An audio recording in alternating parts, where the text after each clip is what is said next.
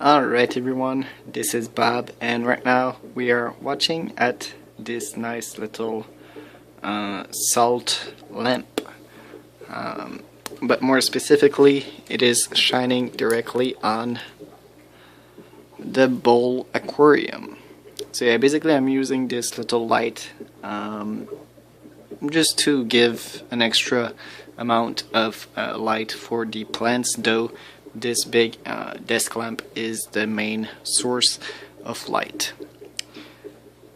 So upon a lot of research and also just my own reflection, I don't think I'm going to put that much fish into this bowl. I actually think the more I think about it, the more I just want to put shrimp and the snails that are called pond snail. I know a lot of people just don't like pond snail, but I think this little bowl would be perfect for them. I don't really see bettas living in this. I don't really see fish like my checkered barbs living in this. I don't see my corridoras living in this because it's simply just too small. But it would be perfect for small snails like Malaysian trumpet snails, as well as pond snails, and some shrimp. Shrimp could be very good in this, especially like 2 or 3 cherry shrimp or some amano shrimp. That would be good. But what I'm actually going to do, because just having a bowl with some shrimp in this, it's fun, but I want to create a second project, a bigger project, using probably a cookie jar or something. So doing the real cookie jar, the real jar aquarium challenge.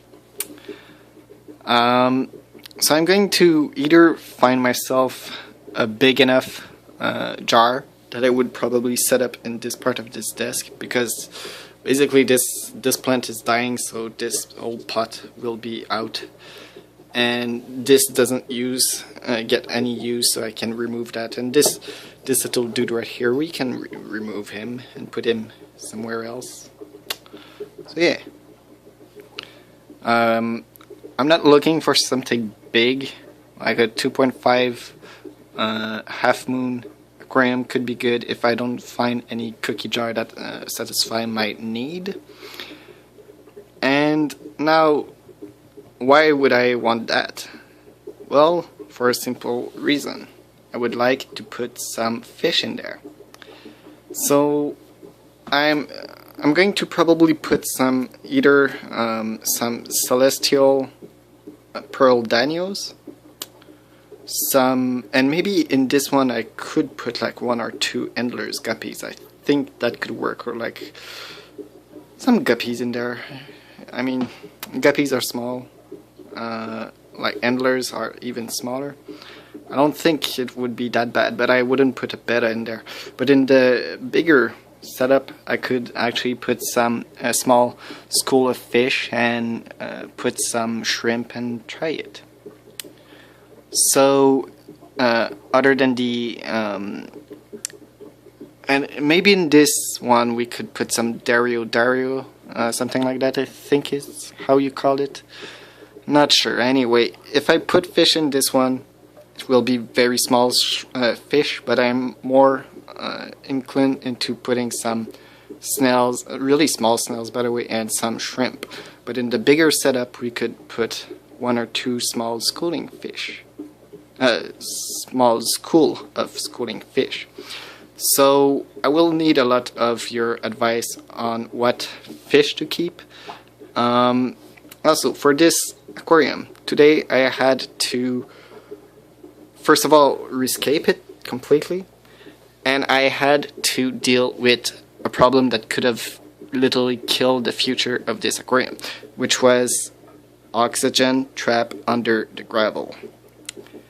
So I noticed it, and believe it or not, oxygen, when it's trapped in the substrate, it can be very dangerous, because it's prohibit, or it actually give a good place for bad bacteria to grow in, and if those bacteria grow in, eventually when they get released in the water, they just kill everything. So I had to sterilize the entire aquarium. How I did that was under tap water, so all the good bacteria that I was collecting in this are all dead. But remember, I'm always using some water from this aquarium to do water change, and I can always just squeeze a bit of the sponge filter in the bowl to recycle it completely. And with the small snails and shrimp that will be the original creatures of this tank, this bowl, sorry, we don't really have to fear any big like ammonia spike. I mean, it's not as if we were densely stocking this thing. It's just going to be a fun little project with a few little animals. I mean, I literally see people do that with a wine, like a glass wine. So I don't see why this one, I think it's 1 gallon bowl, wouldn't do the trick. But yeah, I'm not sure about keeping fish in this one, but I'm sure about keeping snails and shrimp. Also, I had to remove all the red rocks, simply to put more branches. You know, I think it's give the bowl a better look. Altogether. Now, I'm not sure if I actually want to keep the bowl or if I want to just pick out this place and do something bigger or have like two set up. We will see. I kind of like this bowl quite a lot. I think it's have quite a lot to offer, but I thought it was bigger before I set it up, and then I realized, oh crap, alright, it's not that big. But you know, it's really inexpensive. It demands quite a lot of maintenance though. Also, I'm going to probably do quite a lot of mistake in my beginning, in the early beginning.